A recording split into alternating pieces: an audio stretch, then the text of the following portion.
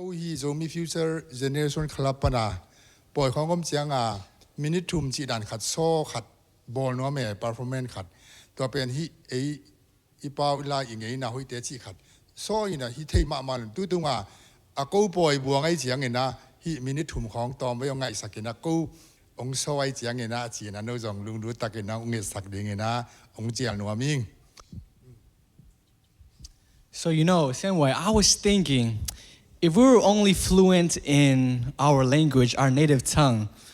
we wouldn't feel like we were at home in here in the U.S. But at the same time, if we were only fluent in English, that would mean that we were losing our heritage and our culture. So I feel like as a part of this, a person should both speak their native tongue and whatever country they inhabit to be like the people in a way. Yes, I agree, Theihpi. Look at the Israelites. They're dispersed through the world, and because of that, they're able to gather all kinds of intelligence from all parts of the globe. So I think in the same way, I think whatever country we Zomi people are in, we need to make that land an opportunity to get the wisdom and knowledge of that country, not where we become ruined. That's so true. We should just leave everything that is not related to the Bible and only follow the good things from the American culture. Only then will God let us be wealthy and be the leaders of this country, just like them.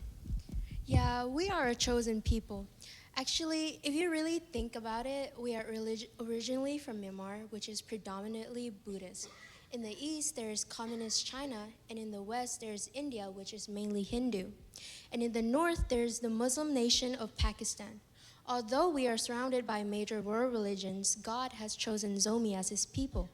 So as a result, 99% of us are Christian. This is truly a sign that we are especially chosen for this. ลุงดำมาไหมนั่นตัวแหละพูดเป็นนั้นนะเปียกสักโบข้างนอกแต่ลุงดำรัวเดน่าข้างนอกแต่เกนเป็นอามาวีกวลปีแต่อดีงากิเกนมังปอกิเกนในจังอาตุนเกนโซปาวทำกัดองเกนกิกดิ่งมาน่ะมาใส่นะเกลเกทำกัดนักกิไม่เสร็จนี่ไงนะเกก็มันเป็น Sonja Naulak หิงนะ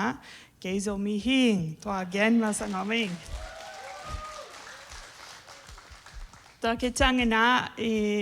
กับภาษามันเป็นมินคายฮีนะเขาตาลีเนยนะตานูชุมเละตาปาขัดเนยฮีก็ตาเตียวเหี่ยวไม่มาตัวคิดจังนะเดน่าข้างนอกแต่เกนทำขัดองเล็บพอหนึ่งตัวคิดจังทำขัดบ้านสมหนึ่งเงินมาข้างนอกแต่เกนเป็นฮิเละมามังเป้าเทยเกเละ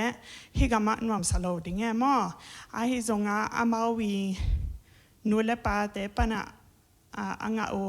culture Ngeina tele Pau Thupitna ulzong kizop na non lowai changa Pau namni kitading nule Pau namzong kitading to kichang itun nagam Pau zong kitading mate to kichang Israel te bang gente hile amau leitung bupa kite tangena ai hangตัว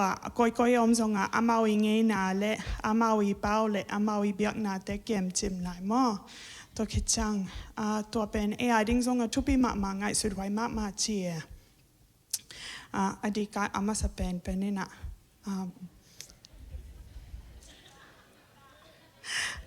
อดีตดิ้งทุปีเป็นมาแต่ภาษาทูมาอีเก็บสวกดิ้งทุปีเป็นหม้อโซมีแต่เป็นอิทุปังอาดันมาแต่มาดิดังฮิเลเบียกนาตัวมลักเกี่ยวแม่หม้ออีกอลกำนาบนเทสามาบังอินเดียฮินดูแต่ลักตัวกิจังลำคัดปันฮิเลบูดิสแต่กอลกำมาแต่ตัวกิจังมุสลิมแต่บังกลาเทศน่ะเบียกนาตัวลักเกี่ยวนาเปียน่ะภาษาทูมาคริสเตียนยุบนามาสร้างนะตัวเป็นอิทุปเลียนเป็นหิมอตัวจังเป็นอากิเตลตัวมด้านอากิไงสุนดิ่งตัวเป็นภาษาอินทุปาองปีไอนะโซมีแต่เป็นตั้มโซซาละก็สมกว่าและกว่าเพราะสันปังฮิเลคริสเตียนทูมีไม่หมอ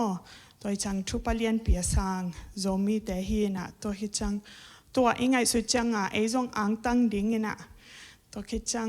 อีอังตันนะตัวอีเป้าและอีลายและอีเงี้ยนะหอยแต่มาเกมสวกดิ้งตัวนับบังแต่เกนนะเฮียมออาเมนตัวคิดจังตุนที่แต่งกองดินน่าเป็นกะลงดำรวยที่เสียมาแต่เปอร์เซ็นต์นะเซมแต่ของมูจังกะลงดำรัวมอโนเป็นจิตตะกาเปอร์เซ็นต์อาดิงนะหุนนุกลุ่มตั้มปีนับยังนาเป็นมอกสวกลาวินมอตัวเคจังฮี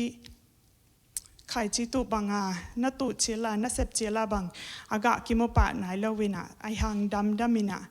จิตตะกาณเซบลายเปอร์เซ็นต์องมุสักโตวินะตัวคิดจังมีแค่เปว่าดิ้งแต่ไหวมากไม่มอเสียแต่ตรงกะลงดำรัวโนเป็นก็ว่าดิ้งนะทุปีมะเปอร์เซ็นต์ทุพาของเปียกสักตาเห็นโอ้ลงดำ